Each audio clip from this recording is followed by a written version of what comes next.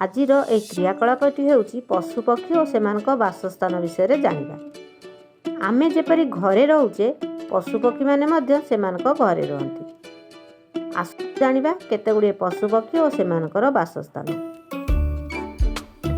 ଏ ହେଉଛି ଗାଈ। ଗାଈ ଯେଉଁଠି ରହେ ତାକୁ ଗୁହାଳ କୁହାଯାଏ। ଏଇଟି ହେଉଛି ଭାଲୁ। ଭାଲୁ ଗୁମ୍ଫାରେ ରହେ।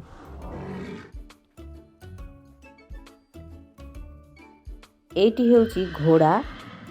ଘୋଡ଼ାମାନେ ଘୋଡ଼ାଶାଳରେ ରହନ୍ତି। এই ଚିତ୍ରଟିକୁ ଦେଖିବା। ଏଇଟି ହେଉଛି ମାଙ୍କଡ଼ର ଚିତ୍ର। ମାଙ୍କଡ଼ ଗଛରେ ରହେ।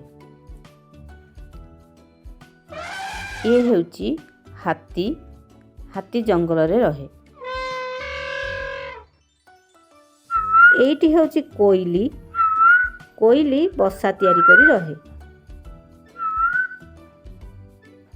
ଏଇଟି ହେଉଛି କୁକୁଡ଼ା। କୁକୁଡ଼ା ଯେଉଁଠି ରହେ ତାକୁ କୁକୁଡ଼ା ଭାଡ଼ି ବୋଲି କୁହାଯାଏ। ଏଇଟି ହେଉଛି ବତକ। ବତକ ପାଣିରେ ରହେ। ଏବେ ପଶୁପକ୍ଷୀମାନଙ୍କୁ ଚିହ୍ନିବା ସହ ସେମାନେ କେଉଁଠି ରହନ୍ତି ଆମେ ଜାଣିଲେ।